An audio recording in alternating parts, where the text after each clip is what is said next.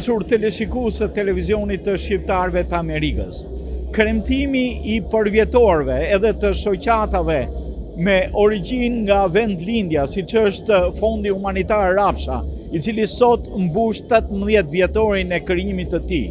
Një fond humanitar që ka ndihmuar në vite mbarvajtjen, zhvillimin ekonomik e shoqëror të krajinës të fshatit të Rapshës në Malësi. Natyrisht, Fondi Humanitar për aktivitetet e shumta që kanë ndër vite, për atë çka ka bërë për vendlindjen, për banorët e saj, për njerëzit në nevojë, për studentët, për gjithçka, për përparimin e malësorëve në vendlindje edhe këtu në Shtetet e Bashkuara, është një fond humanitar që meriton respektin e të gjithë komunitetit shqiptar këtu në Michigan. Natyrisht veprimtaria e tij është e shumëanshme, si veprimtari kulturore, por dhe si veprimtari bamirësie. Kudo ku ka shqiptar, kudo që u jepet mundësia. Edhe sot në këtë event janë mbledhur malësorët e Rapshës për të dhënë, dhe kjo është karakteristika mjaft pozitive e malësorëve të Malësisë së Madhe. Ata kanë një bujari të pashoq, por ata din të bashkohen për të dhënë për vendlindjen. E pikërisht kjo mbrëmje, e cila është falas nga ky fondacion për antarët e tij, shërben si një fondacion, si një mbledhje fundraiser, edhe si përkujtim i përvjetorit të krijimit të 18 të këtij fondacioni. Ne do të jemi këtu me ekranin ton për të pasqyruar zhvillimin e eventeve dhe do të intervistojnë edhe të pranishmit. Mirë se vini në darkën tradicionale të Fondit Humanitar Rapsha, si dikur në Rapsh të Hotit. Është kënaqësi edhe nderi veçantë je moderatore e kësaj mbrëmje sot, edhe të them të drejtën, në momentin që mu propozua, ndjeva një lloj emocioni, por edhe një përgjegjësi shumë të madhe, duke parë se bota sot po ecën me ritme shumë të larta dhe ndonjëherë ne kemi haruar se sa pesh edhe sa e rëndësishme është të falim, të dhurojmë buzëqeshje, të dhurojmë për njëri tjetrin, të jemi bashkë të gjithë për të gjithë.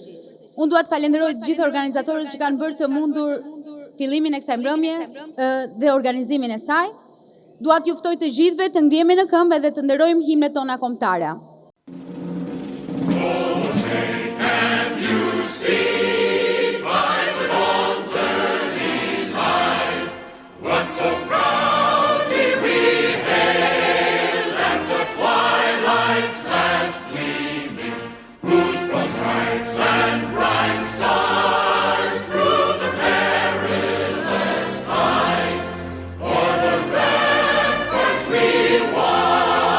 Were so down.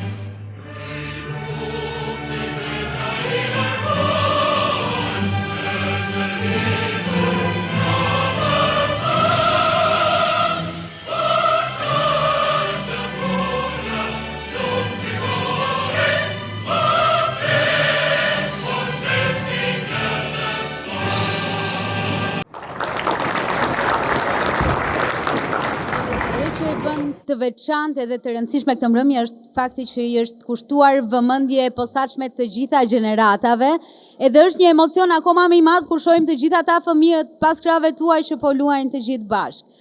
Dhe tani unë dua të ftoj profesor doktor Anton Lajçaj. Ne, figurat e rëndësishme të komunitetit ton, i njohim sepse i shohim shpesh në për evente të ndryshme, në për organizime të ndryshme, në për festa dhe darka nga më të ndryshme dhe gjithmonë pranë komunitetit shqiptar. Tani unë kam nderin të ftoj në skenë profesorin, studuesin dhe një nga mbështetësit më të mëdhenj të komunitetit ton, profesor doktor Anton Lajçaj, fjala për ju.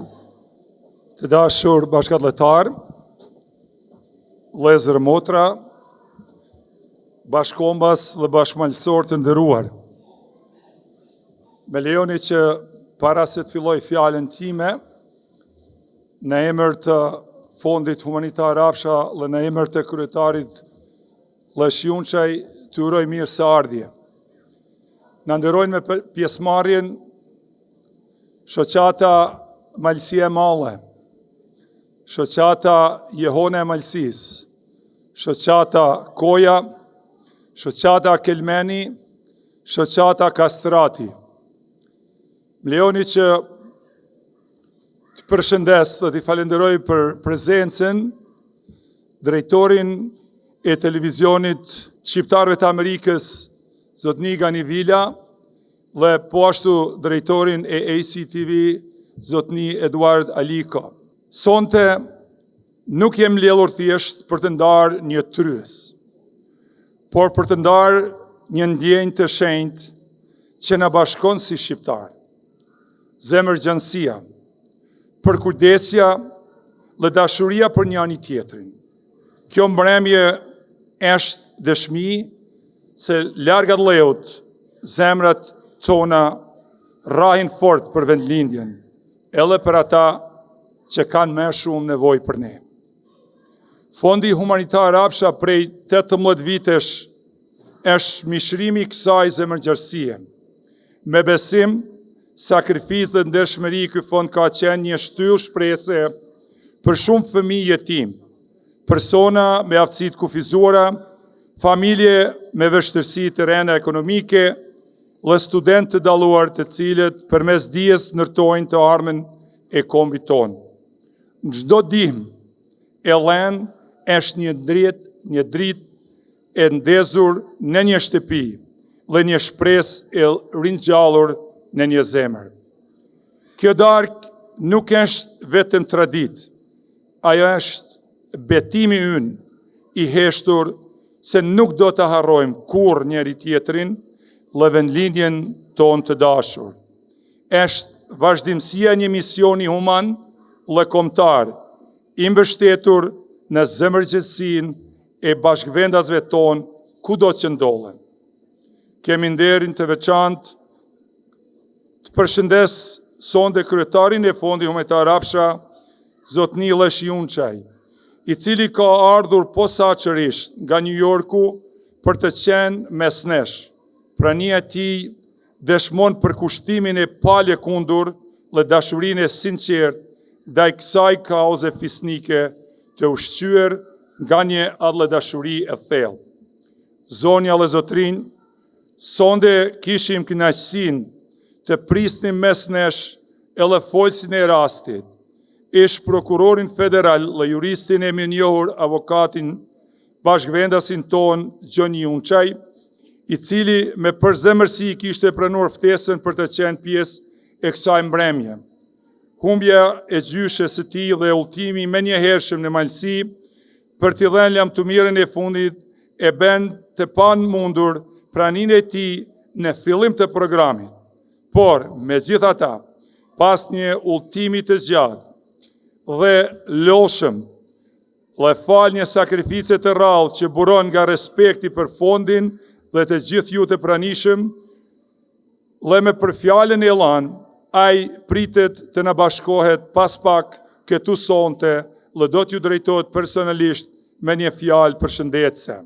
Për këtë përkushtim dhe ndjeshmëri e falenderojmë sinqerisht. Një falenderim i veçantë i shkon moderatores së mbrëmjes, zonjes së nderuar Brikena Hoxhalli, e cila me profesionalizëm, elegancë dhe shpirt artistik, po udhëheq këtë mbrëmje me dinitet dhe ngrohtësi, duke i lënë kësaj mbrëmje një frymë të veçantë, kulturore dhe familjare. Me minjohje të thellë përshëndesim përfaqësuesit dhe anëtarët e shoqatave dhe njëherë shqiptare në Michigan, të cilët me punën e tyre të palollur mbajnë gjallë frymën kombëtare dhe forcon komunitetin ton, si dhe mediat shqiptare që me përkushtim përcjellin zërin, punën dhe shpirtin e shqiptarëve kudo ku jetojnë. Dua të përshëndes sinqerisht nga zemra përfaqësuesit e shoqatës Kosova, që Kosova ka qenë dhe është vatër e diturisë për të gjithë ne malësore. Një mirënjohje e veçantë të takon artisteve tona, Anjeza Ndoj Gjonaj dhe Albina Ndrejaj, po ashtu këngëtarit të mirënjohur zotëri Albert Abedini, si dhe orkestruesit Gentian Çekorja, të cilët sonte do të mbushin këtë sallë me mall emocion dhe shpirtin e pavdekshëm të këngës shqiptare, këngë që na kanë mbajtur të lidhur me rrenjët tona mbres pas brezi, të dashur bashkëvendës dhe bashkombës. Sonte me pranin dhe zemërgjësin tuaj, po të regojmë se kombin nuk e mban vetëm toka, por edhe zemra, se largësia nuk në ndan, por në bashkon dhe me fort, se ndihma për njeri tjetrin është pasuri jona me e male. Me që jemi në prag të festave, me lejoni t'juroj nga zemra, gëzuar Krishtlindjet dhe një vit të bekuar plot shëndet, gëzim dhe mbarësi për ju dhe familjet tuaja. Në emër të Fondit Humanitar Rapsha, ju falenderojnë nga zemra për besimin, për mbështetjen dhe për zemërgjënsin tuaj të pashteshme. Me lejoni, para se ta mbyll, të përshëndes për pjesëmarrjen edhe 2 donator të shquar në komunitetin ton, zotri Mark Lugjuraj dhe po ashtu Kol Ivanaj. Janë sa tjerë të cilën ndoshta duhet t'i përmend, por vërtet të gjithë jeni tepër të mirëseardhur. Nuk mund ta lë pa përmend edhe një mik tonin, njëkohësisht edhe nep, zotëndri Marash Nucullaj, për çdo gjë që bën dhe për çdo ndihmë dhe përkushtim për çështjen kombëtare. Zoti ju bekoft, ju dhe familjet tuaja. Ju urojmë një mbrëmje të paharrueshme dhe të bukur. Faleminderit për pjesëmarrjen tuaj dhe arktim të këndshëm. Faleminderit.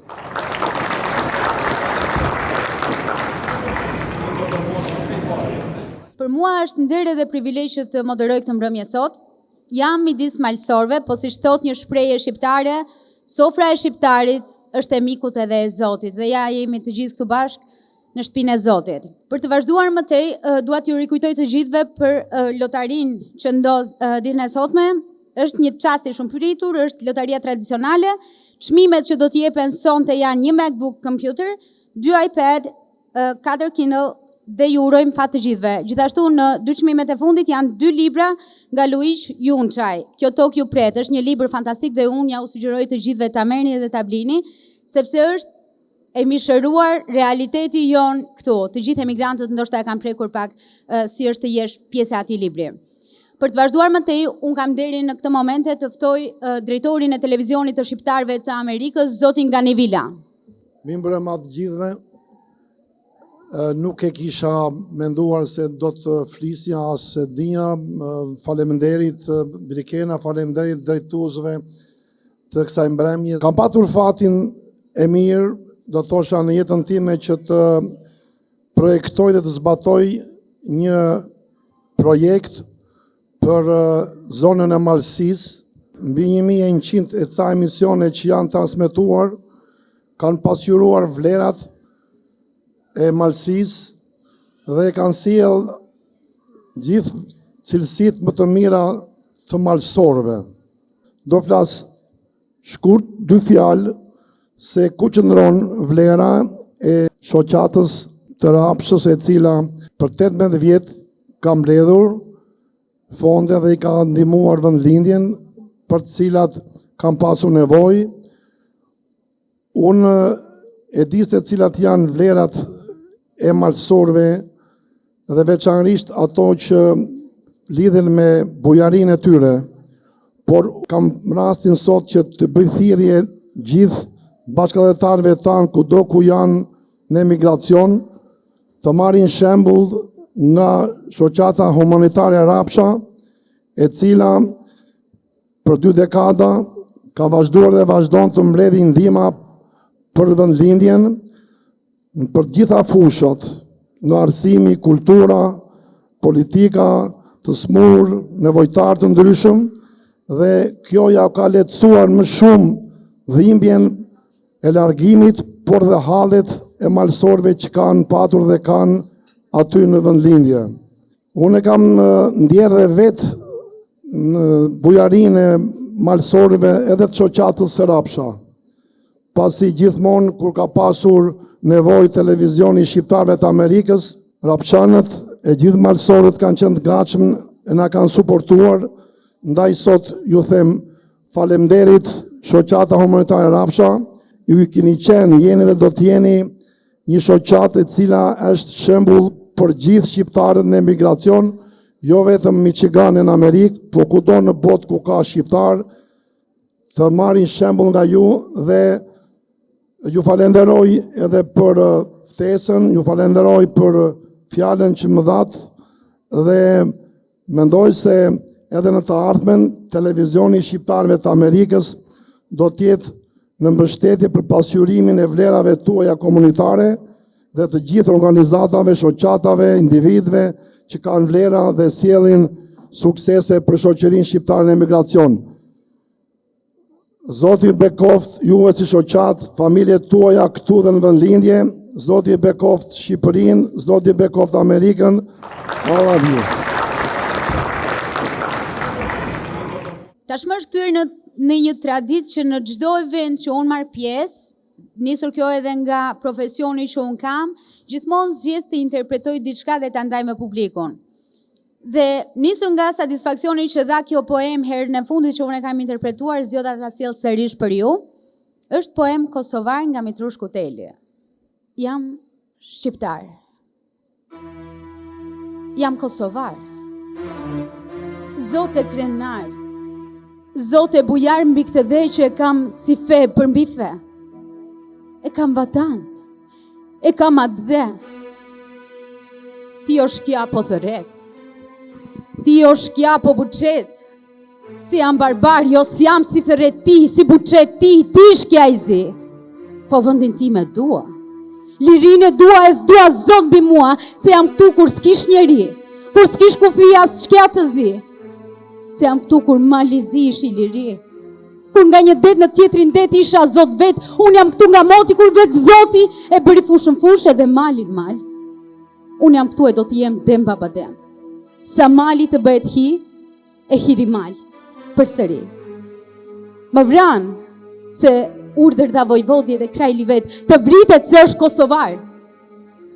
Dhe tokën që kisha nga baba, nga gjyshi, dem baba dem, prej qindra vjet, prej mira vjet, ma morën vatanin që e desha zidjanin. Me thonjë ma morën, me armë ma morën, me gjak ma morën, o borin ma morën gjë në shtëpi, edhe ngritën për vete shtëpi në sytë e mi.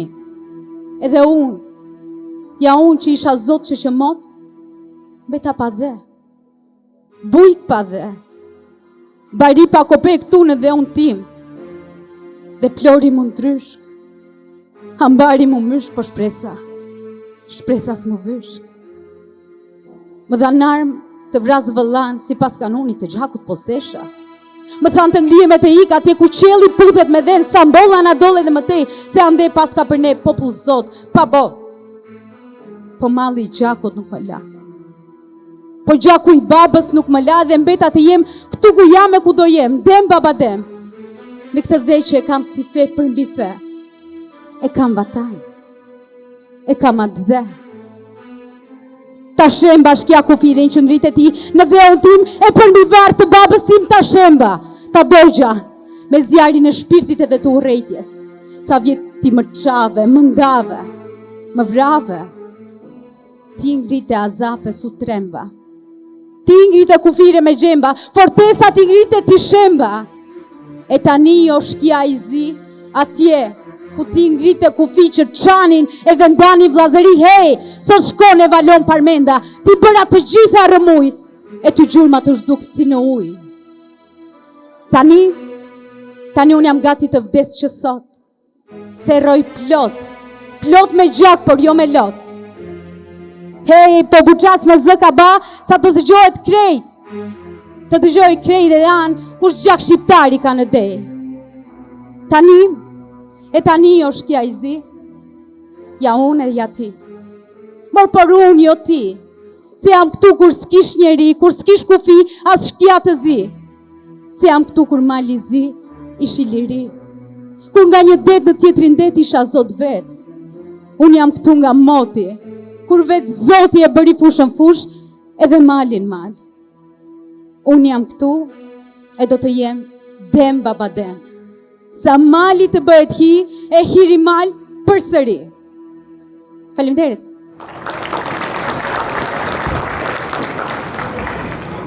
Miqë, sot i kemi të shumët edhe unë sot kam nderin që të ftoj për një fjalë përshëndetse kryetarin e shoqatës Malësia e Madhe, zoti Toni Gojçaj. Zoti Gojçaj, fjala për ju. Të nderuar vllazën e motra, i nderuari kryetar, zoti Lesh, të nderuar përfaqësues të medjave, përfaqësues të shoqatave të ndryshme, zonja Vëzotrin. Jam i nderuar dhe i privilegjuar që gjindem sonte këtu në mesin tuaj, në emrin të shoqatës arlletare Malësia e Madhe, të ju përshëndes, një herë të përgëzoj për këtë tubim mallshtor me rastin e darkës suaj pra tradicionale që keni vite me radhë. Në emrin të shoqatës arlletare Malësia e Madhe dhe të gjithë anëtarëve të saj, dëshoj të ju falenderoj përzemërsisht për ftesën që në batë që të jemi sonte këtu prezent. Ftesa juaj dhe ftesa të gjitha dhe bashkëpunimi të gjitha shoqatave në komunitet Lëmegjer është mase e domosdoshme. Dhe kur jemi të bashkuar, atëherë do të jemi edhe më të fortë dhe do të arrisim edhe më shumë. Unë nuk do me zat, me muhabet, nuk di ma ka mbetur në nisen për të thanë, për vetëm çka thanë para folësit, por me gjithatë edhe një herit, në emrin shoqatës, u falenderoj përzemërsisht. Shoqata arlletare Malësia e Madhe gjithherë do t'jetë e hapur, do t'jetë gatishmëri për bashkëpunim me të gjitha shoqatat, për të mirën e komunitetit, për të mirën e vendlindjes dhe për të mirën e çështjes kombëtare në përgjithësi. Gjithherë u bashkofshim në tubime për gëzime, dash Zoti që së shpejti pse të bashkohemi edhe në një bashkim, në një festë më të madhe, në festën e bashkimit tonë kombëtar. Ujet falenderit të gjithëve, kaloshi mirë dhe një herë falenderit për ftesën.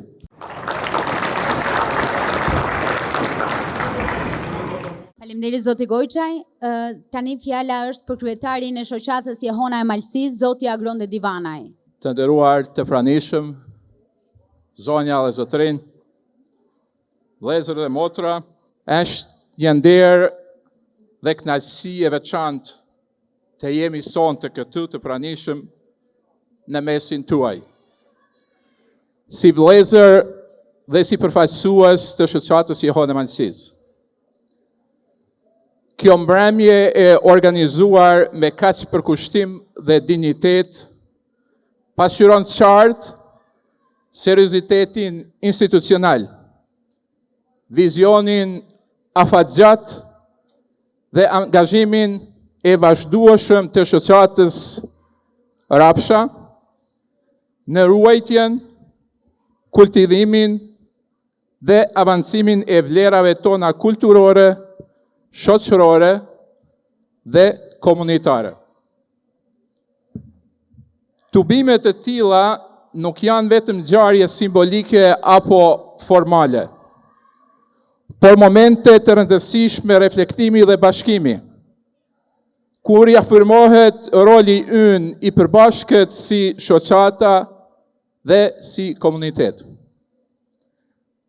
Ato na kujtojnë se suksesi i secilës shoqat është i lidhur ngushtë me bashkëpunimin dërmjet nesh. Vetëm duke vepruar së bashkut me mirëkuptim, me koordinim dhe besim të ndërsjellët mund të ndërtojmë projekte me ndikim real dhe afatgjat. Në këtë frymë besoj fuqishëm se bashkëpunimi në mes shoqatave tona duhet të jetë gjithnjë e më i dukshëm, më aktiv, por edhe më përmbajtës.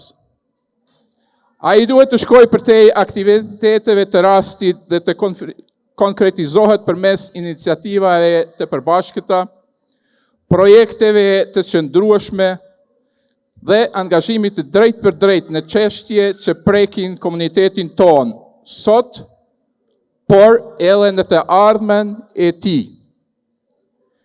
Ky është çelësi për forcimin e unitetit, solidaritetit dhe përgjegjësisë son kolektive.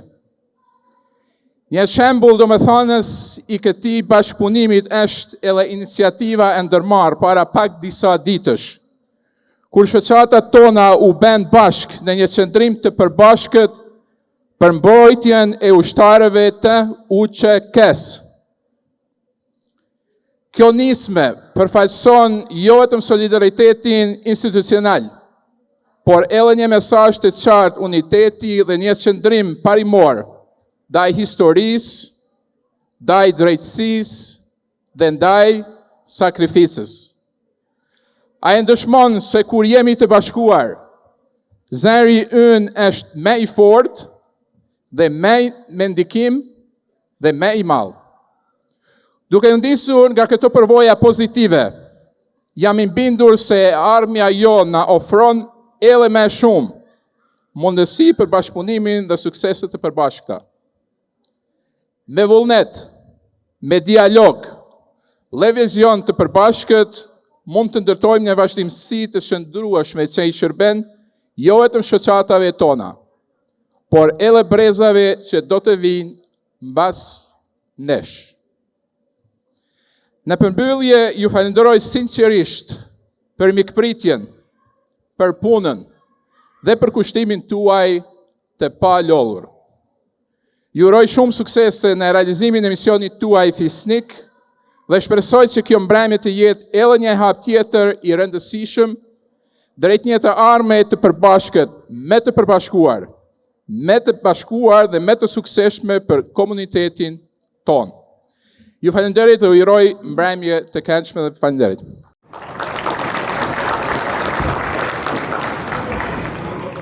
Kam kënaqësinë që tani të ftoj kryetarin e shoqatës Koja, zotin Nua Gorvokaj. Mirëmbrëma vllazën e motra, i nderuar kryetari i Fondit Humanitar Rapsha Lesh Junçaj, të nderuar miq, burra e gra të Malësisë, përfaqësues të shoqatave. Kam derë e kënaqësi me ju përshëndet sonte në emër të shoqatës Koja dhe në emrin tim personal. Rapsha ka fest, edhe ka pse me festua. Puna që po bani është e çmuar dhe e ndershme. Me programet tuaja kulturore artistike, ju po leni gjurmë të thedha, jo veç këtu në Mërgim, por njësoj edhe në vendlindje. Kënga, vadhet, folklori dhe tingujt e qiftelis, po tinglojnë për te oceanit, falë për kushtimit dhe dashnis për traditën. Kjo nuk është vetëm mbrëmje festive, janë rrenjë që stahen, amanet i të parve dhe identitet që mbahet gjallë. Me këtë punë, po u mësoni fëmijëve tanë kush janë e prej nga vinë, po u alini një shenjë në zemër që sfshihet, kjo është nder dhe krenari për të gjithë ne. Ju uroj shëndet, forcë e punë të mbarë, mbajeni këtë rrugë se është e drejtë, rrugë burrash e malsorësh. Ju falenderit prej zemrët.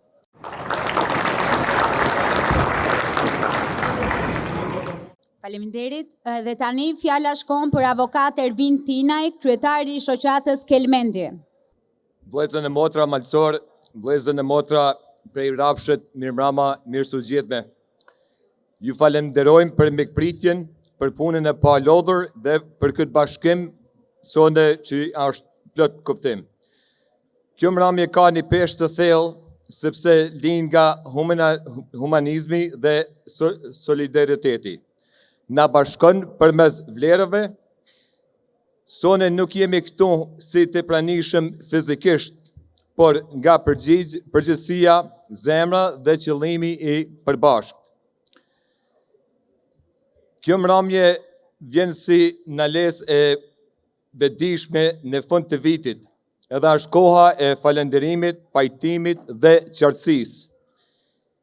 Një hap drejt të viti i ri me mendje dhe kthellësi në zemër të hapur ndaj njëri tjetrit.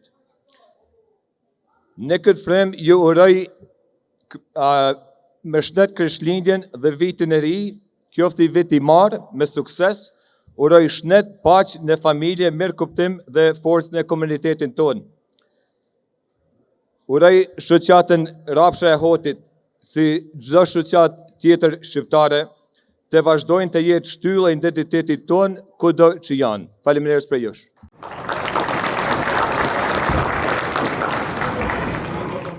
Unë dua ta nis me atë fjalën e shenjtë të Nën Terezës. Ne nuk bëjmë gjëra të mëdha, ne bëjmë gjëra të vogla me dashuri të madhe. Dhe ne këtë e kemi të vërtetuar dita ditës, kur mblidhemi të gjithë së bashku. Unë tani kam nderin të ftoj meshtarin Giovanni Kokona për një fjalë përshëndetse për gjithë publikun.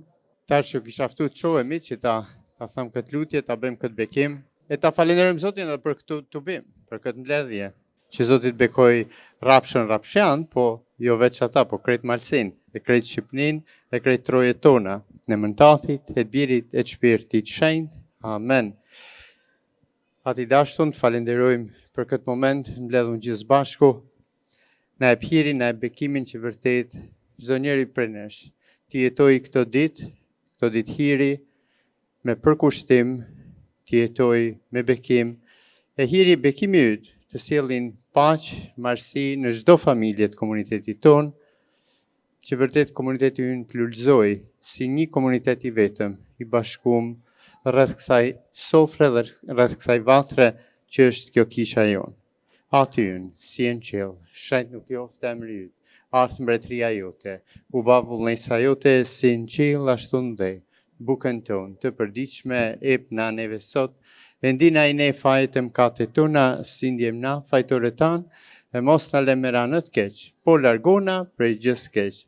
Ati dashtun, bekoj gjithë të pranishmit, bekoj e këtë mbrëmje, bekoj këtë të bim, e na jep gjithmonë hire e bekime ku do që jemi, në emrin të Atit, e të Birit, e të Shpirtit Shenjtë. Amen. Gëzuar dhe këtë ditë, Krishti ju rujt, ju bekoft, e gjithmonë humleqen për mirë. Zoti ju rujt. Tani do ju lutesh atë gjithëve, kam shumë nevojë për vëmendjen tuaj sepse do lançoj diçka shumë të rëndësishme që vjen nga malësia juaj, një shqetësim i ngjitur atje, që ka nevojë për vëmendjen tonë, për vëmendjen tuaj, për të qenë pranë edhe për të ndihmuar ata për ta zgjidhur këtë shqetësim që kanë. Këshilli protestues, nisma qytetare OJQ-s, drejtësi mjedisore në Malësi, TUZ. Deklarat themeluese. Arsyetimi, ne qytetarët e Malësisë, komunës së Tuzit dhe përfaqësues të komunitetit shqiptar në diasporë, të shqetësuar seriozisht për ndikimet mjedisore dhe shëndetësore të menaxhimit të mbetjeve nga deponia SHPK Podgoricë, mungesën e zhvillimit efektiv të standardeve ndërkombëtare dhe europiane mjedisore, mungesën e pjesëmarrjes reale dhe të barabartë të Bashkisë së Malësisë në vendimarrje, barën disproporcionale mjedisore të vendosur mbi këtë bashki. Themelon këtë nismë, organizat me qëllim mbrojtjen e të drejtës për një mjedis të shëndetshëm, dinjitet njerëzor dhe barazi reale. Qëllimet kryesore të nisës OJQ-s janë monitorimi dhe kërkimi i zbatimit të standardeve ndërkombëtare mjedisore dhe shëndetësore në menaxhimin e mbetjeve. Mbrojtja e shëndetit publik të banorëve të Malësisë, komunës së Tuzit dhe Mëgjerë, fushës së Cemit dhe liçenit të Shkodrës. Avokimi për drejtësi mjedisore si pjesë përbërëse e të drejtave të njeriut dhe të popullit autokton. Sigurimi i pjesëmarrjes efektive të Bashkisë së Malësisë në vendimarrjet mjedisore. Forcimi i rolit të komunës së Malësisë, Tuzit si dhe veçeverisjes lokale prirëse, në përputhje me praktikat më të mira evropiane. Angazhimi i diasporës në Shtetet e Bashkuara të Amerikës, Europë dhe Australi për mbështetje profesionale, financiare dhe politike. Baza ligjore dhe ndërkombëtare.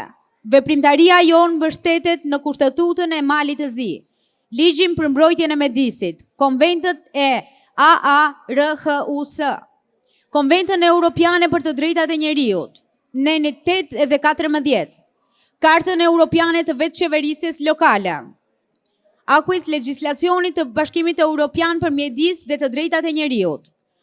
Roli i aktorëve kryesor, shoqënia tregtare Deponia, shoqëri me përgjegjësi të kufizuar në Podgoricë, detyrim për veprimtari dhe ruajtjen e mjedisit jetësor në përputhje të plot me standardet europiane, transparencë dhe raportim publik, monitorimi pavarur mjedisor dhe shëndetësor, Komuna e Malësis, Tuzit, mbrojtëse aktive e interesit publik, ndërmjetëse e komunitetit lokal, garanti pjesëmarrjes demokratike, përfaqësuesit shqiptar, politik dhe institucional, avokim institucional, veprim parlamentar dhe kushtetues, ndërkombëtarizim i çështjes.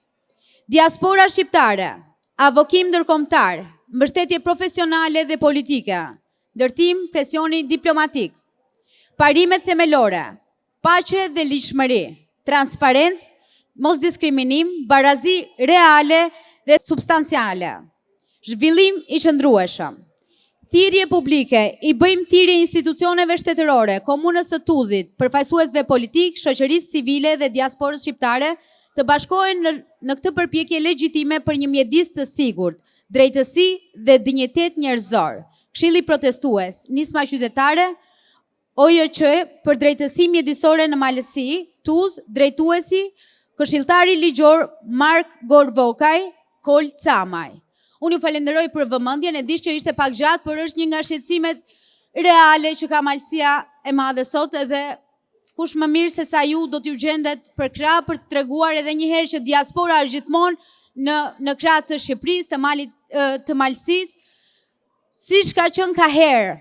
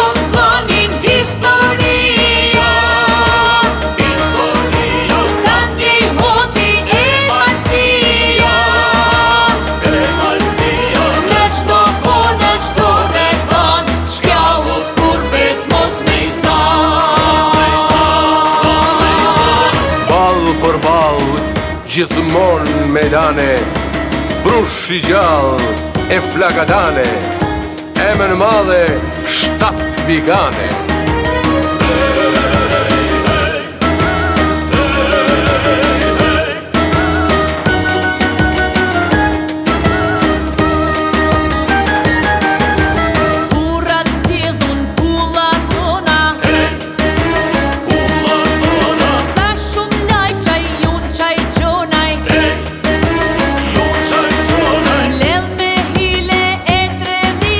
Kushtet hotit i kanë bri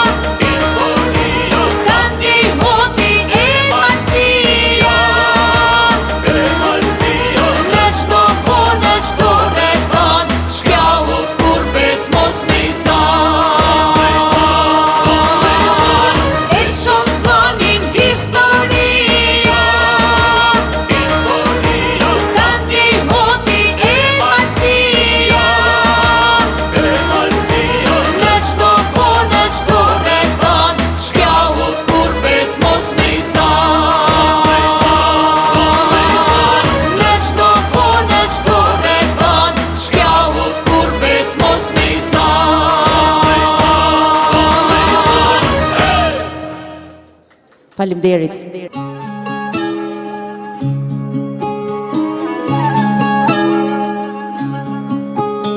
Qaj me lote oqeanit, sa m'ka marrë malli vatani. O gurbet, shpirtin ma thave, prej vend lindjes ti kur m'dave. Kam harru këngën e djepit, tu jetu rrugve t'gurbeti. Tjera gju folen këto shtete, tjera male, tjera tete.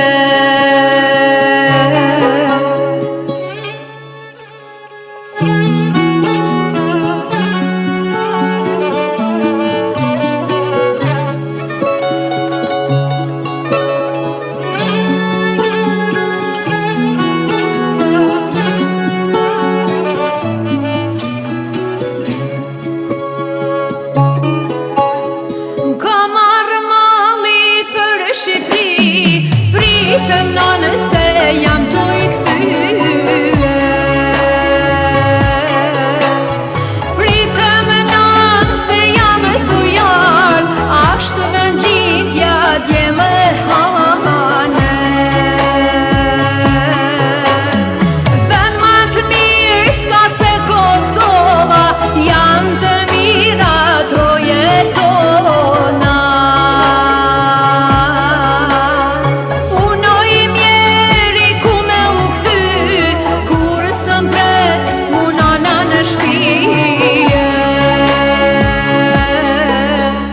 Larg te je mojna, djeli nuk më ngro, kur zgjohem nga gjumi, e ty nuk të shoh. Dalin para syve, nanat kosovare, tu prit fmit e tyne, me kryen dritare.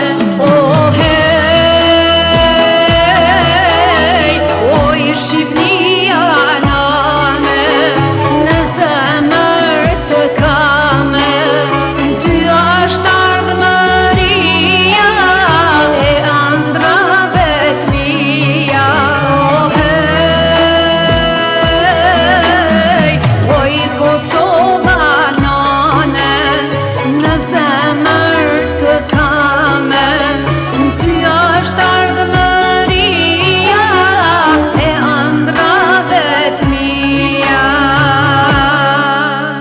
Dhe unë kam nderin, privilegjin edhe krenarin ta prezantoj para jush zoti Gjon Junçaj, ish prokurori federal, juristi i njohur, avokati Gjon Junçaj. Faleminderit Brikena dhe shoqata Rapsha për këtë ftesë dhe mundësinë për me fol me vllazit dhe motrat e mi sonde. Sonde dua me paj një fjallim jo zakonshme, por vetëm me ba disa fjalë për dy fjala, vërtetit dhe besimin, truth and trust. Sidomos, si vlerësojmë këto fjala ndaj rrjetet social kundërt me juridik. Atëherë, dua me i hapër skenën për pyetje, nëse keni pyetje, do t'jo kthej një përgjigje për karrierën time, për punën që i kam bërë përpara. Por dua me vazhdu anglisht, se kam pak ma lehtë me fol. I want to give you a little bit of background about myself. I recently retired from the Department of Justice after a 24-year career. Mamir? There we go. I recently retired from the Department of Justice after a 24-year career as an attorney and a prosecutor with the department. My career with the Justice Department was dedicated in seeking the truth and in seeking justice. The first half of my career I spent in Washington, D.C., where I defended the United States in immigration cases, litigated cases in district courts throughout the United States, and also in courts of appeals. The last 15 years of my career, I was a federal prosecutor in Detroit working on cases with the FBI and other law enforcement agencies, all types of cases, transnational drug trafficking, corruption cases, white-collar fraud, gun crimes, and working a period of time in our national security unit of the office. I was also privileged to represent the Department of Justice overseas at conferences, including in the Middle East, South America, and in Europe. And the greatest pride of my career was representing the United States in my motherland of Albania for 3 years.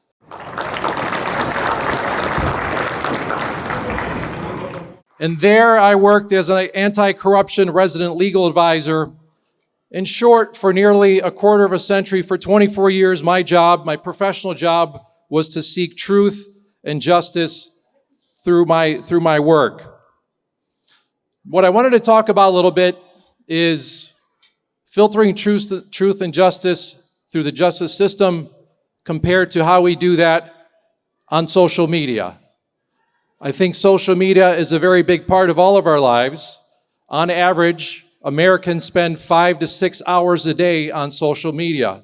Imagine if you spent that time doing other things. But the reality is, we all spend a lot of time on social media.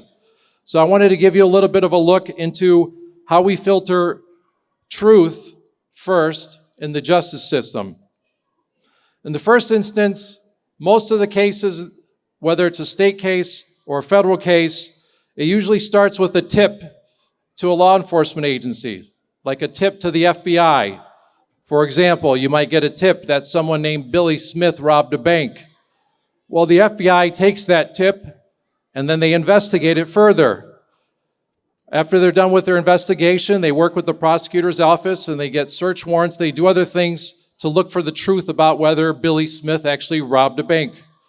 Then they go to a grand jury. A grand jury is a group of at least 16 people that sit in a secret room, and a prosecutor like myself presents a case to them and asks them for an indictment if you show there's probable cause for a crime. If they approve the indictment, then it's published. The defendant gets a defense attorney. And if they agree to plead guilty, that means he's accepted the truth of him robbing the bank if he's accused of that. If not, it goes to the judge. And then there's other filters for the truth. During the judicial process, the judge is the referee and the gatekeeper of what kind of evidence can come in. And then the ultimate decider of the truth is the jury, which is 12 people that all have to agree. All 12 have to agree whether someone is guilty or innocent.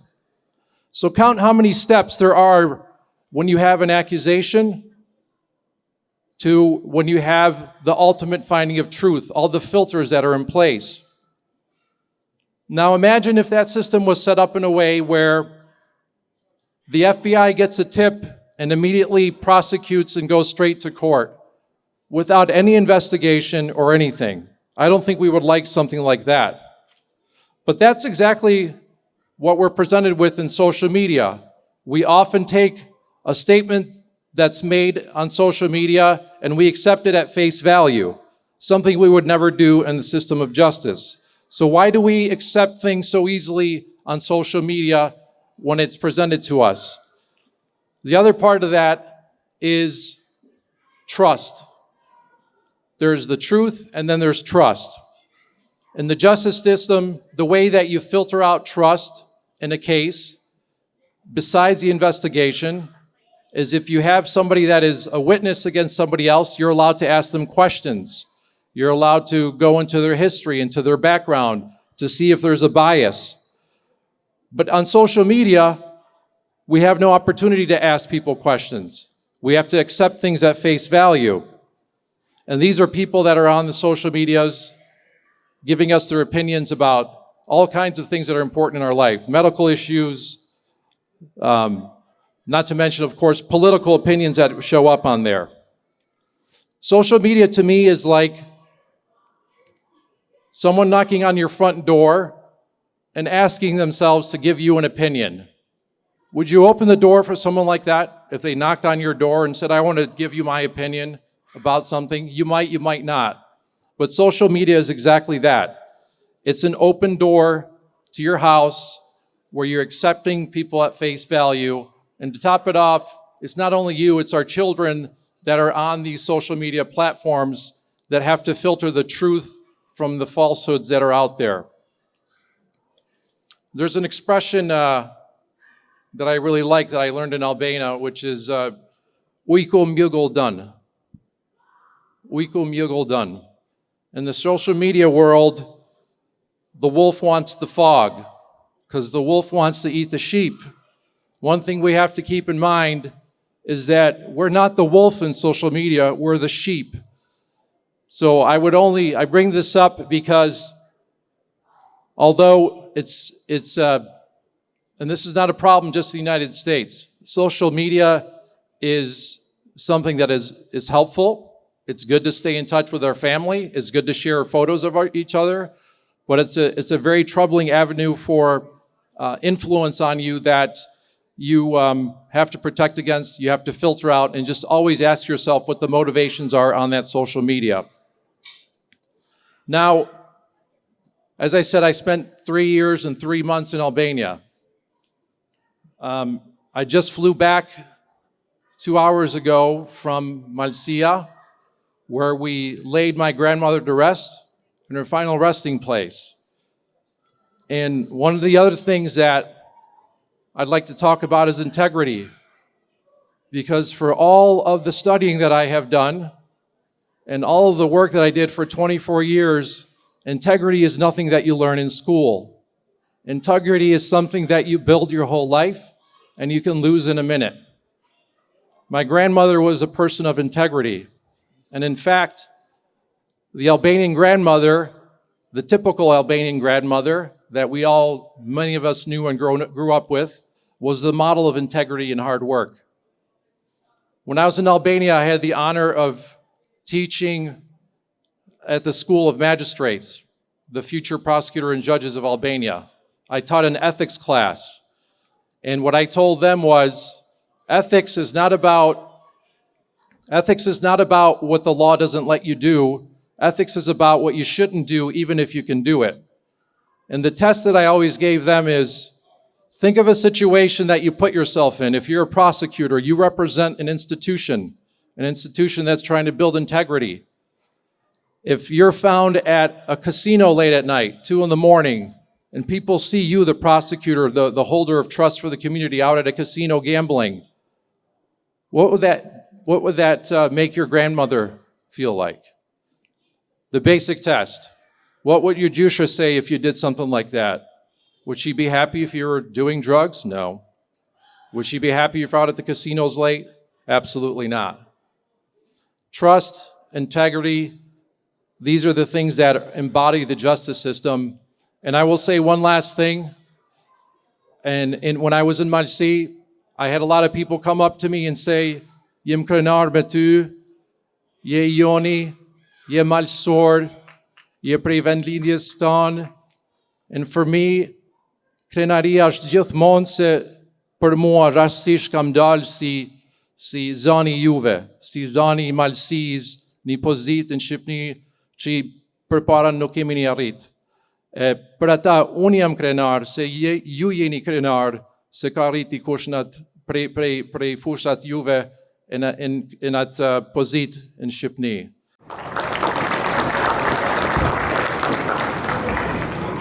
Mas që i kam kry 24 vjetë, jam pensionuar nga shteti, s'moni me fol hapun për gjithë shka, pa tani jam ma lirë mu përgjigjë se keni noj pyetje për karrierën time, për punën time, çka kam vlerësua ma shumë në Shqipni, muni mu të regua, ose ka kush noj pyetje, kemë edhe mikrofon. Does anybody have any questions?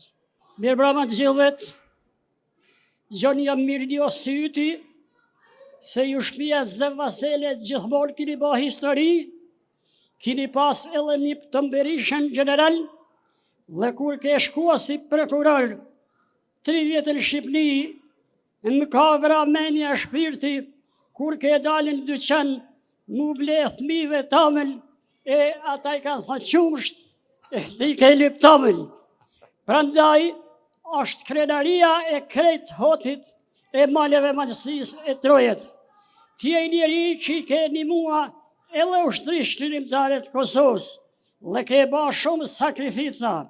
Djali jem Dok Junçaj don shumë, dhe jeni si boshatar, dhe më ka thonë unë që Gjoni Junçaj është një ndër njerëzit më të edukuar e më të civilizuar që ka bota shqiptare.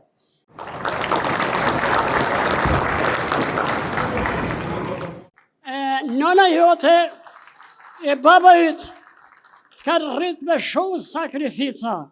Nuk o ke kollaj që baba yt ka punu në Krajser, dhe u ka rritun vllazën e motra, e u ka shkollua, e u ka gjithë rrugë të hajrit. Vetë jam krenar me ty, dhe unë sot dëshkroj që e këthysh nosh pas ati vorrimit e nëmëlsi, dhe ajo grua që ka dek pas tok lelit. Zotit Bekov, ty, familjen tote, krejt popullin shqiptar, rënoft Malësia, rënoft Kosova, dhe rënoft Shqipnia. Faleminderit. Kisha me paqef me pa ma shumë rini, 20 vjeç, 30 vjeç këtu, se çka tha Roka për mi vlerësua prindrit tanë, prej historinë tanë, para arsit tanë, e gjithë ata që ju na kim hip me shpinëve juve me ardhen e këtë moment. Se Tom Gjoshi ka punua shumë orë, ka rrugua shumë, se ka pa kollaj, e për mua ka shumë letë, mi kundërshtua se qka ka baj, se qka ka mba vetë me punë, e vlerësoj shumë. E tash unë, si të të bajmë, si të të motivating, mi vanë iniciativ generatën e ri, mi paj këto tradita. Për mua është i qka që është shumë e rëndësishme, shpresoj që generata tjetër që vjen do të vazhdojnë me ta. Zoti Junçaj, ajo që dua them është se nuk ka ndjesi më të bukur se sa kur njerëzit janë mirënjohës, kur njerëzit ju thonë se janë krenar me ju. Edhe në emër të gjithë komunitetit shqiptar, unë dua të them që e gjithë komuniteti shqiptar është shumë krenar me ju dhe është i lumtur për arritjet tuaja profesionale që keni arritur. Na bën gjithë emrin e Shqipërisë krenar. Një pyetje vjen nga ju për ju. Faleminderit. Mr. Junçaj, we applaud your work which you did for American community and Albania as also. My question goes direct to you. As today, as we have Robert Ljura running for Congress, Mrs. Shkreli running for Secretary of State, what is your advice to our future kids? Thank you. That's a good question. Well, look, I know both Robert and I know Susanna. One of the things I'm very proud of that we started in Albania when I was there was a victim rights program where victims of crimes had somebody that was paid for by the state to represent victims in a courtroom so that they had somebody they could trust and go to, which we have here in the United States. And Susanna Shkreli did some very important work as a prosecutor on crimes in Macomb County when she was here. And I asked her to come to Albania and spend a week with us so she could train the new victim rights advocates. And she gladly did that. I got to know her there. I knew her a little bit before that. She's a person of great character. She's a true public servant. And those same words I can say about Robert. Robert and I had lunch several times when I was still at the U.S. Attorney's Office as a prosecutor. He actually reached out to me. And I'm much older than Robert because I know his dad. I went to school with his dad, so that makes me feel really old. But all I can say about that is it's a beautiful thing when you see Albanians, që vazhdojnë, we're taking the next step forward.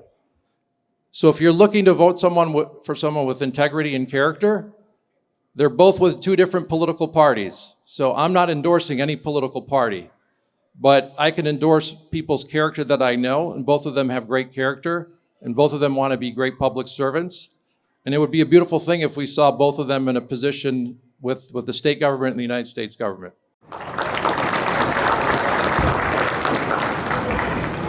Ju keni qëndruar 3 vjet në Shqipëri dhe sigurisht e dini shumë mirë luftën ndaj korrupsionit. Keni thënë që është shumë e vështirë. Tani çfarë mendimi keni pas disa vjetëve që jeni kthyer në Shtetet e Bashkuara të Amerikës? Para se jem kthye, e kam shpreh se lufta kundër korrupsionit aty është, sidomos reforma në drejtësi, është një farë treni që duhet me vazhdua përpara. Besoj që ka dhënë rezultata këto 3 vjet e fundit. Tash është zgjill edhe një prokuror i ri, i kryetari i SPAK-ut, që është një që nga shumë prokurorëve që e kam njoftë atje, që kam punuar bashkë me ta. Është një që e vlerësoj shumë, ka kaluar vettingun, kem besim se sistemi ja vënë vend e duhur për mi vazhdua punën që i kanë bërë deri tash. Tash, korrupsioni në Shqipni, kemi edhe korrupsion në çdo shtet, edhe këtu në Amerikë kem. Por aty, me bëhet qefi kur këshyri mrapan, jam kënë pjesën e ekipit që e ka formua i herë ligjin, edhe ato thimbulit, the foundation e SPAK-ut, kur e shikoj, korrupsioni do t'jetë, ekziston për mija e 100 vjet për para, kam ekzistua për gjithmonë. Po gjë e rëndësishme është kur gjetet korrupsioni, that there's punishment, që ka dënime që dhe njerëzit pak kanë frikë mos me shkua në atë fush to commit corruption acts, të bën korrupsion. Kur bëhet fjala për gjendjen e korrupsionit në Shqipëri, ju si njohësi drejt për drejt, a mendoni që ndihma amerikane ka luajtur dhe vazhdon të luaj rol në gjetjen e individëve të cilët janë të korruptuar në sistemin politik shqiptar?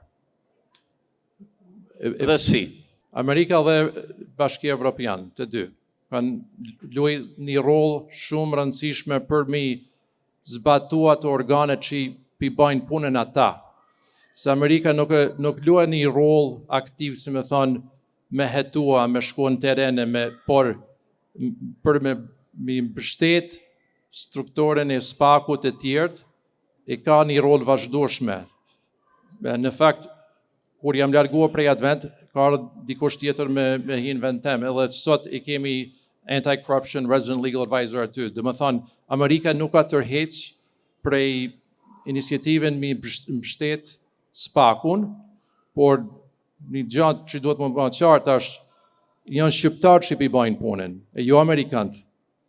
Më mirë, një ka nevoj për bashkëpunim dërmjet polica, për hetim në shtetet tjera në Evropë bëhen bashkë, ashtu, por roli kryesor i hetimit aty janë me shqiptarë, ashtu duhet me kenë, ashtu vje me kenë, ashtu bëhet që i di vetë. Se ka një keq kuptim në sidomos në mediat sociale, si kurse drejtësinë në Shqipëri e ka në dorë Amerika dhe Amerika do ta zgjidhë. Is that true? I think America is a great motivator for the Albanians to do the work, but it's the Albanians that investigate, it's the Albanians that prosecute. Would the Albanians do it if the Americans weren't there? I'm not sure. That's an Albanian question. But I know that there were people, I know personally because I worked with many of the prosecutors. I know that there are people that want to do a good job. I know that there were people that believed in a better future for their country.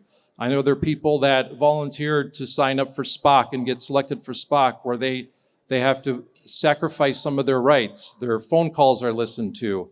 They're going against very powerful and very dangerous people. And people are getting arrested and people are getting prosecuted. And that's all Albanian work. So would they do it if the Americans were not there? I'd like to think, yes, they would still do that work. Does America knows who is corrupted in Albania from the politicians?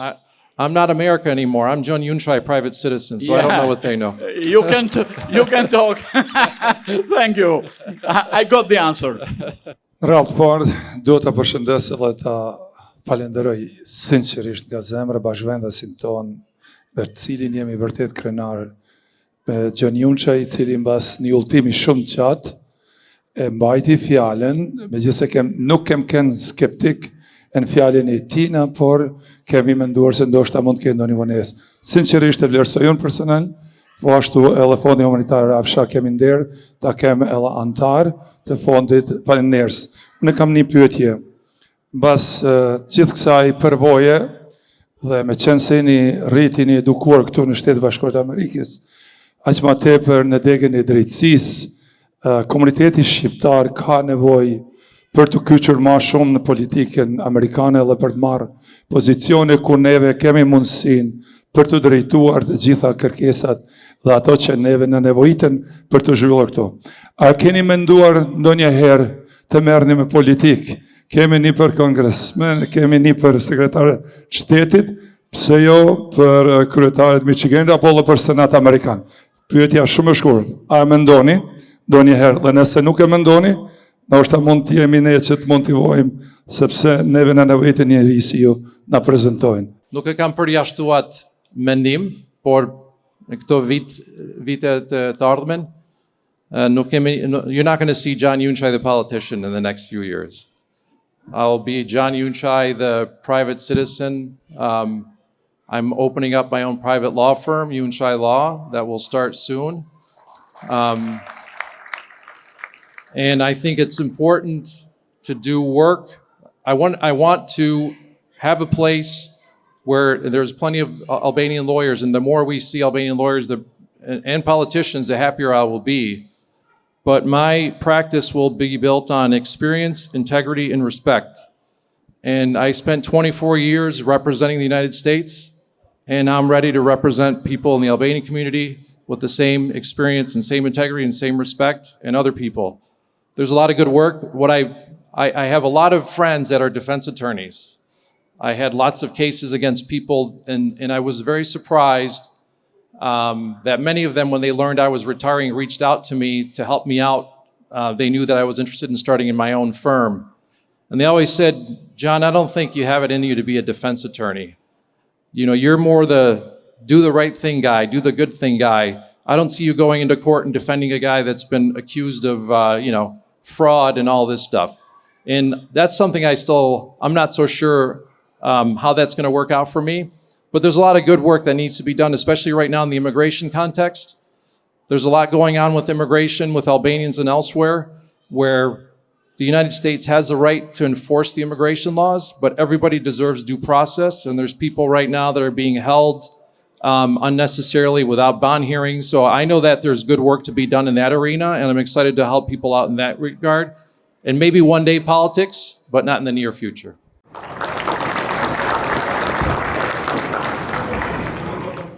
Para së gjithash, ju përgëzoj për gjithë karrierën tuaj, za gjithë viteve për kushtimin që keni bërë në karrierën tuaj.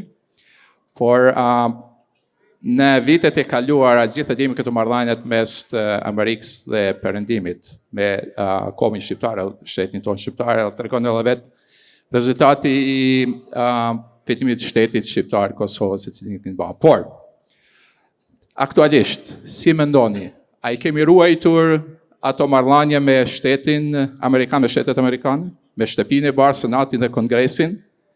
A jemi ende në atë nivelin e asajt si aleat më i malli dhe shekullor i komit shqiptar dhe Perëndimit? Si ishin ju?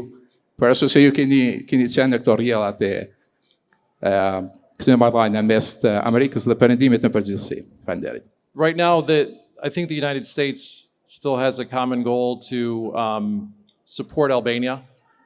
Like I said, the role that I played in Albania still exists.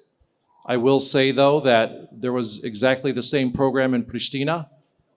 DOJ legal advisors, they closed that program after January of this year. So I don't think I'm the best situated person to answer whether the United States interests are, the unity of the United States with Kosovo and Albania, where we sit right now politically, in terms of moving forward. But, the more Robert Lujurais, the more Susanna Shkreli's, the more political support and voice we have that are pushing for, U.S. support, the better off we are. But I don't know if that answers your questions.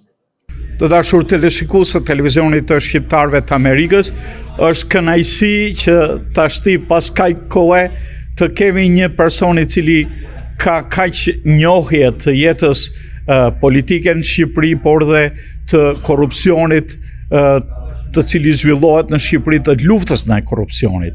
Kemi zotin Gjon Junçaj, i cili ka qenë përfaqësues në ambasadën amerikane që merret me problemet e reformës në drejtësi. John, do you think that the Albanian judiciary reform has gone at the right direction as you see now? I think that from what I understand, it's going the way that it was supposed to go forward. I left Albania in 2018, so obviously I don't have firsthand knowledge like I did before, but I know that the Albanian people generally are happy with the progress, especially with the SPOC. There have been, very big prosecutions as well. I think the best test is, what do the Albanian people think with the justice system? And from what I understand, the people seem to be happy with the way that things are going. Do you follow the events in Albania now they are in the States? Less so, but when there's a big event, I hear about it. I used to check the press, the Albanian press, more frequently than I did. But to be perfectly honest with you, I came back and I started working again as a prosecutor. Mm-hmm. So I was busy with my own events and my own prosecutions. But I recently retired from the government, so now I've been catching up. I see that there's a new chief prosecutor that was elected. I was pleased to see who that was. It's someone that I had a lot of faith in when I was there before in Albania. But now that I have more free time and I'm a private citizen, I'm going to pay closer attention, I think. But there are accusations even to the deputy prime ministers. How you appreciate it? Is the corruption all over spread to the government or? Well, I heard there's investigations, and an investigation is not a charge, and it could be something, it could be nothing. So I don't know that I don't know that I feel like it's right to say that someone would be pleased that people in all levels of the government are being investigated or prosecuted. If it results in a final charge, whether they find corruption and that people are prosecuted and people are convicted, then of course that's the right result. But what I do like is that there's no level too high that the SPOC prosecutors will go, right? If you have a deputy prime minister, you have ministers, the mayor I know is under investigation from what I understand as well. So whereas before, the untouchable people were more untouchable and it was just lower level people. So it's good to see that SPOC is aiming in any direction that the evidence takes them. I see the Albanian media, they stress every small meeting between an Albanian judiciary representative like SPAC and American authorities. They always, he met the American government. Yeah. Does it mean something? It could just mean a regular meeting. I don't know. I lived that experience as well. I think the Albanian media took an interest in my time there first because it was during the reform and I was an American prosecutor, but I think even more interest because of the Albanian American prosecutor part of me. But sometimes those meetings mean something and sometimes they don't mean anything. But I guess if people like to see it on the news will show it. So I don't have an answer for that. I don't know why they follow it that closely. Do you enjoy the time you have been in Albania? I loved it. Yeah, I miss it very much. You're Albanian, you know what it's like. Albanians are great people. They're warm. Everywhere you go in the world, you meet Albanians. But when you have a country full of Albanians, it was very enjoyable. The hospitality was great. It was great too to leave feeling like I made at least a very small contribution, whatever size it was, to the future of that country that we all could only admire from far away, me being born here and whatnot. So Did you felt appreciated? Did I feel like they appreciated me? Yeah. I felt appreciated, yeah, and I appreciated them. And I still feel like I'm very lucky. I just feel very fortunate that my career ended up over there. It was by far the highlight of my career, those 3 years. I felt like at the end of it, it was time to go and do something else. But 3 years were the best 3 professional years I had in my life. I advise to write a book. Oh, maybe. There'd be a lot of stories to tell, that's for sure. Yeah. Okay, thank you very much. Thank you. I appreciate.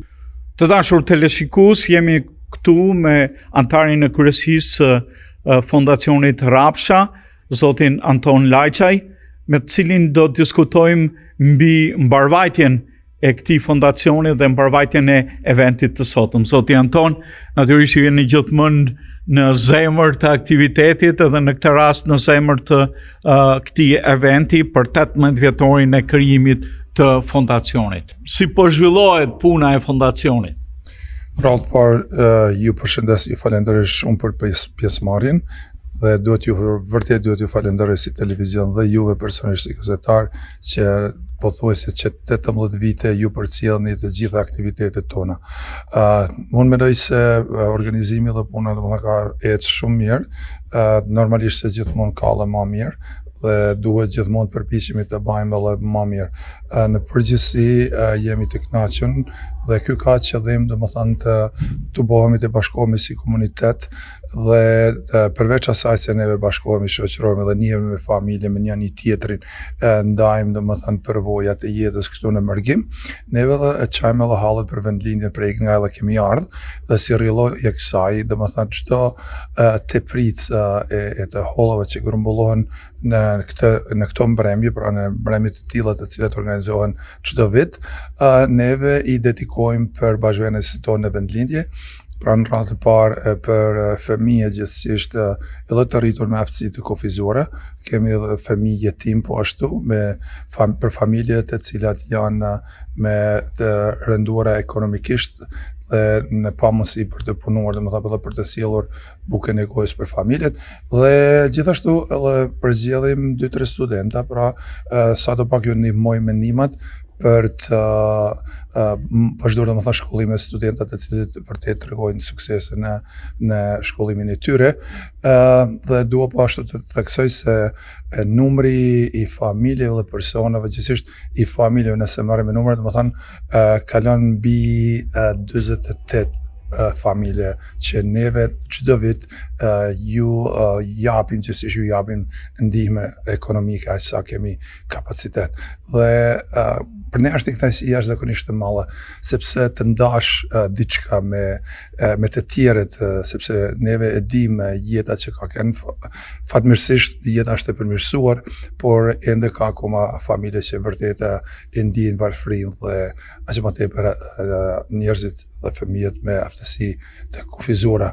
Dhe siç e them, nisemi gjithmonë nga ajo thënia shumë e bukur dhe shumë e rëndësishme e nënës Tereze që thotë të bëjmë gjëra të vogla me dashuri shumë të madhe. Dhe neve jemi duke ndjekur këtë rrugë, pra mendojmë se kur neve ju lurojmë, ju japim këto shpërblime sa do të vogla janë, vetëm po ta shohim me fytyrën e tyre se çfarë gëzimit kanë, domethënë në prag festash, është me të vërtetë lurata më e madhe që një njeri mund ta ketë për këtë çështje. Pra, seriozisht puna jon tash 18 vite gjithnjë ka vazhduar, normalisht se çdo shoqat dhe çdo organizim ka ato punë dhe vështirësitë e veta, por besoj se edhe kësaj radhe ja realizojmë qëllimin dhe besoj se do të zgjasin edhe vite shumë më gjatë. U përbën në këtë takim çështja që e pasgjidhur ende në malësie e deponisë të hedhjes së mbeturinave.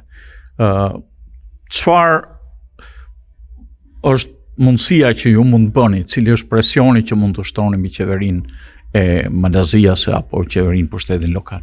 Në fakt, të gjitha presionet dhe gjitha reagimet domethënë kryesore për të drejtat e shqiptarëve në Maltezi kanë ardhur prej diasporës më tepër. Unë e di se edhe shqiptarët, përfaqësuesi shqiptar në politikën malazeze mundohen të japin kontributin e tyre, për çka vërtet i falenderoj, pra mundohen të japin, domethënë të bëjnë kërkesa, të bëjnë proteste kështu me radhë. Por duhet të them se fjala lëzani i diasporës gjithmonë ka qenë shumë më me peshë ndaj qeverisë malazeze, ndaj padrejtësirave që ne janë batje, sepse vetëm thjesht do të marrëm edhe sa i takon çështjes së komunës, sa pra diaspora shqiptare ka qenë nëse mund ta themi ai çelësi kryesor që në një farë mënyrë ka detyruar dy herë mendohet para se të marrin vendim që mos t'i jepet domethënë komuna e Malësisë, si Shtetusit që është tani pavarur.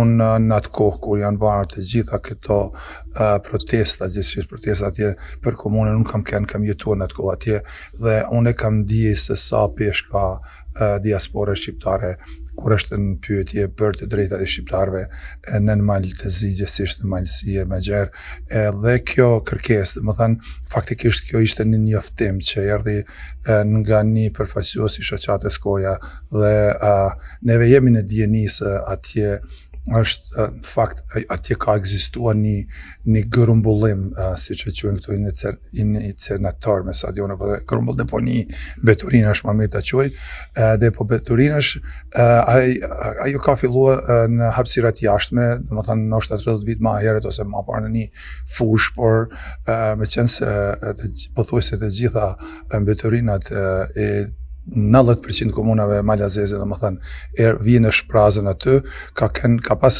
her pas here ka pas protesta për të ndaluar, sepse me të vërtet për familjarët për rreth aty që është në trull shqiptar dhe janë familje shqiptare, ai ka nosur rrezik jashtëzakonisht të madh shëndetësor.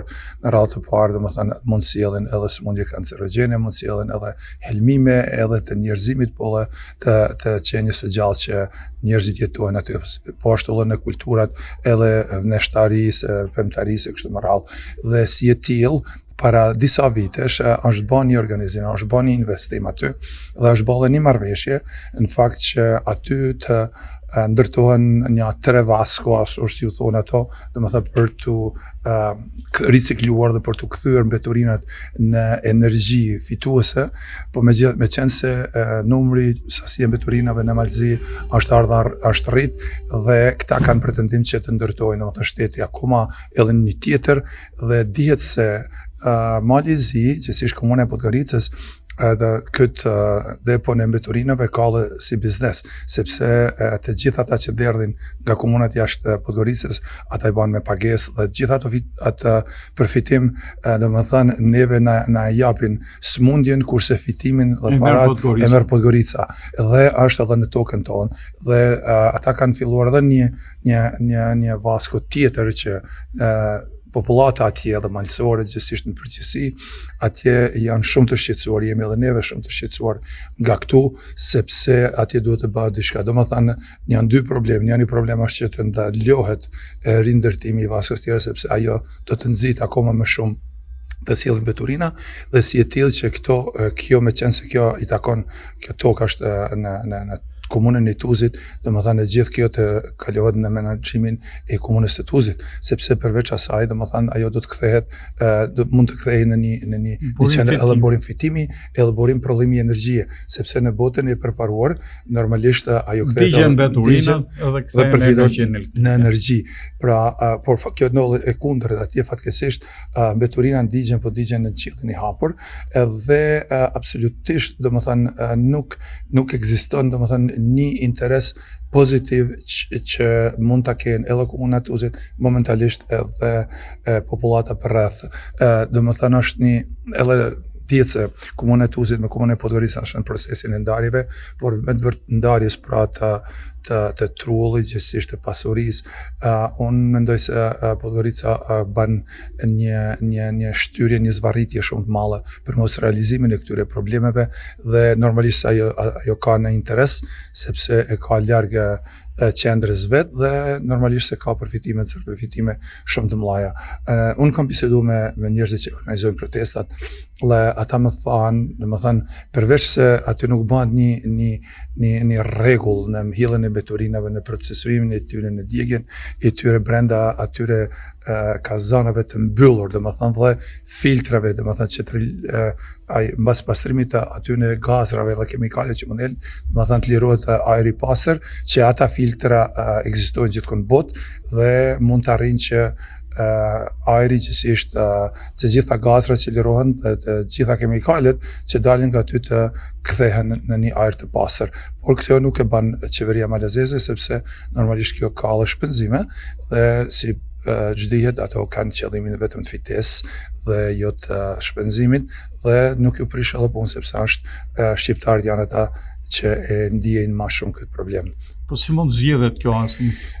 Ne duhet të jemi si shoqata do komunikojmë me njëri tjetrën dhe do diskutojmë, do e gjejmë një mënyrë se si mund t'i bëjmë presion qeverisë malazeze dhe pushtetit gjithsesi vendimarrës për këtë në një farë mënyre të bëjnë të paktën ndalimin e funksionimit në atë mënyrë që funksionon tani dhe të shohim nëse mund të bëjmë diçka, domethënë në rregullimin e saj, në rindërtimin dhe në izolimin aty në mbeturinave dhe ndjekja nëse bie dakord, domethënë procesuimi dhe puna e atyre depove të jetë në përputhje me të gjitha kërkesat e Bashkimit Evropian në mënyrë që mos të ekzistojë ndotja e ajrit dhe mos të jenë shkak i kërcënimit të jetës së shqiptarëve përreth. Normalisht do jemi në bashkëpunim me organizatorët në Malsi dhe pastaj do ndjekim rrugët, domethënë do fillojmë kërkesat pranë qeverisë Malizi përmes bashkëpunimit shoqatave dhe nëse nuk marrin vesh fjalën që neve do të themi, pastaj do të kërkojmë në instanca tjera më të larta, siç janë për shembull përfaqësuesit e Bashkimit Evropian në Maltezi ose përfaqësuesit e Shtetit Bashkuar të Amerikës atje dhe të bëjmë një presion më të madh domethënë qeverisë maltezeze që të ndalojë sa më parë domethënë unë të quaj helmim të popullatës përreth ku më së shumti e ndjen edhe popullatën shqiptare sepse është e trullur shqiptar. Ju faleminderit për këtë nisëm për aktivitetin, por natyrisht për ndihmën që jepni në vendlindje në çdo aspekt. Ky që përmendëm së fundi është një aspekt mjaft i domosdoshëm për mirëqenien e popullatës shqiptare. Ju faleminderit. Faleminderit edhe juve. Një përshëndetje shumë e veçantë vjen nga kryetari i fondit Rapsha në Bërgim, zotri Llash Junçaj, që nuk i mungon asnjë aktiviteti, asnjëherë që vjen ekstra për New Yorkut. Një dedikim për Llash Junçaj. Të pashim sa malet edhe shumë respekte. Dhe që ju ka përshëndetur gjithë dhe emër për emër, duke dëshiruar të kaloni sa ma bukur dhe gjithmonë qoftë në rritje Fondi Rapsha.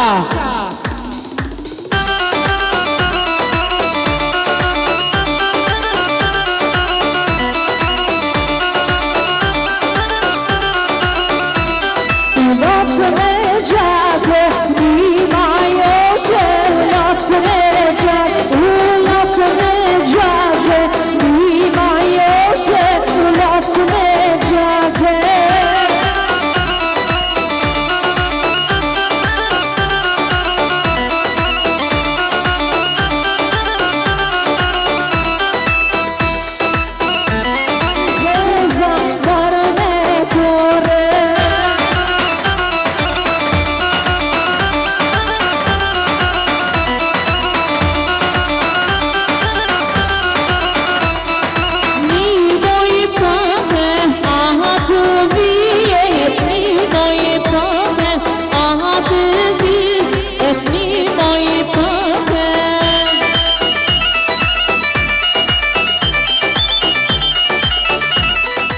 Të dashur teleshikues të televizionit të shqiptarëve të Amerikës, e pra kështu në këto emocione që shkaktoi dhe lotaria e fundit përfundoi ky eveniment i shoqatës Fondit Humanitar Rapsha, i cili në këtë 18 vjetor, në përkujtimin e tij, vlerësoi vlerat e arritura në këto 18 vite, por dhe aktivitetin dhe fondet e mbledhura për të ndihmuar njerëzit të varfrit në Malsi, njerëzit në nevojë, ashtu siç e kanë bërë edhe në vitet e kaluara, duke gjithmonë dëshmuar se zëri dhe shpirti i malsorëve të diasporës jeton bashkë me fatin e atyre në vendlindje.